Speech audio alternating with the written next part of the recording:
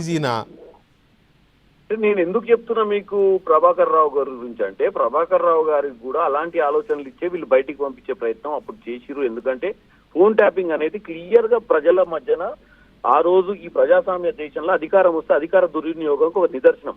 కాబట్టి దాంట్లో ఎట్టి పరిస్థితిలో కూడా ఆ అధికారి ఎవరైతే ఆ రోజు అన్ని ఆదేశాలు ఇచ్చిండో ఆయన వస్తే గవర్నమెంట్ బద్నాం అవుతుంది. కాబట్టి ఆయనే రాకపోతే ఆయన వచ్చిన దాకా అన్ని ఎంక్వైరీలు అవుతాయి. కొన్ని రోజుల తర్వాత ప్రజలు మర్చిపోతారు. కొన్ని రోజుల తర్వాత సమస్య పక్కదో బట్టి వచ్చన్న పిచ్చి ఆలోచనతోటి ఆ పని చేసిరు.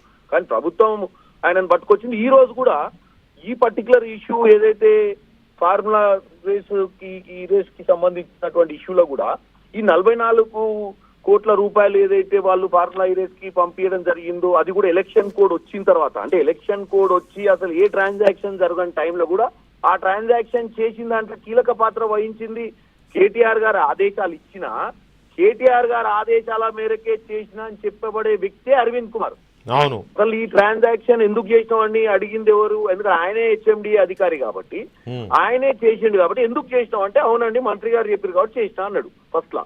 ఇప్పుడు మంత్రి గారిని పిలిచి మాట్లాడే పరిస్థితికి వచ్చినప్పుడు ఆయన మళ్ళీ కనపడకుండా పోవడానికి కారణం ఏంటంటే, అసలు ఆయన కనపడ్డంత కాలం మళ్ళీ ఆయన దగ్గర నుంచి వీళ్ళు వాంగ్మూలం తీసుకోవాలంటే ఆయన దొరకకపోతే ఎన్ని రోజులైనా ఇది పెండింగ్ ఉంటది కదా. అంటే ఇప్పుడు మీరు అనేదేంటి, ఆయన ఇంకా అరవింద్ కుమార్ అనే సీనియర్ ఐఏఎస్ అధికారి ఇప్పటికీ కేటీఆర్ హోల్డ్స్ లోనే ఉన్నాడు అని అనుకుంటున్నారా?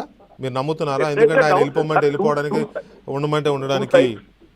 Two side of the doubt అండి. ఇప్పుడు ఆయన పోవడానికి కారణం ఏముంటది? ఆయన కూడా ఇక్కడ ఉండి చెప్తే ఆయన కూడా one of the participant in that particular activity. Instead of that నన్ను ఇరికిచ్చే బదులు నువ్వు బయటకు ఐ టేక్, ఏముంది వీళ్ళ దగ్గర ఇష్టం ఉన్నట్టు 7 లక్షలు 8 లక్షల కోట్లు అప్పైంది, అడ్డగోలుగా సంపాదించారు. ఎవరినైనా కొనగలుగుతారు, ఎవరినైనా మేనేజ్ చేయగలుగుతారు, ఎవరినైనా బురిడి కొట్టించగలుగుతారు. ఆ స్థాయికి ఎదిగిపోయారు వీళ్ళు.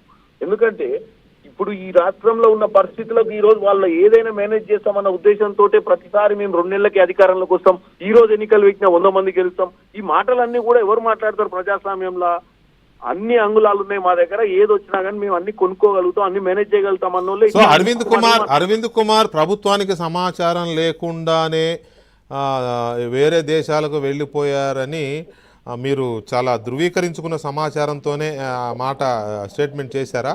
నేను ప్రెస్ మీట్ కి వచ్చింది కేవలం కేటీఆర్ గారు మాట్లాడి నేను ఎన్నిసార్లు అయినా అరెస్ట్ అయితే అన్న విషయం చెప్పడానికి వచ్చే సమయంలో నాకు ఆ విషయం తెలిసింది. ఎందుకంటే జనరల్ డిస్కషన్ లో వచ్చి, అరే అరవింద్ కుమార్ ప్రస్తుతం మీరు ఎట్లయితే ధృవీకరించుకోవడానికి గత 3 గంటల ప్రయత్నం చేసిర్రో, ఆ సమయంలో కూడా కొంతమంది నాకు ఫోన్ చేసి మీకు ఇన్ఫర్మేషన్ తెలుసా, ఈ రోజు అరవింద్ కుమార్ లాస్ట్ 2-3 రోజుల నుంచి అందుబాటులోకి రావట్లేడు, ఎవరో యూరోప్ పోయిండ, మీరు అన్నట్టే ఏదో కంట్రీ పోయిండని అంటుర్రు అని. నేను కూడా ఒక సిట్టింగ్ ఎంపీగా, ఒక రెస్పాన్సిబుల్ పబ్లిక్ రిప్రజెంటేటివ్ గా ఉన్న ఒక పొలిటీషియన్, ఒక ఎంపీ ఇంత కీలకమైన కామెంట్ చేశారు, ఇందులో ఎంత ఫ్యాక్ట్ ఉంది అనే ఫ్యాక్ట్ ఫైండింగ్ లో భాగంగానే నేను ట్రై చేస్తే ఎస్ ఇట్ ఈస్ ఫ్యాక్ట్. ఆయనని ఎవరు పంపించారు ఏంటి నాకు తెలియదు కానీ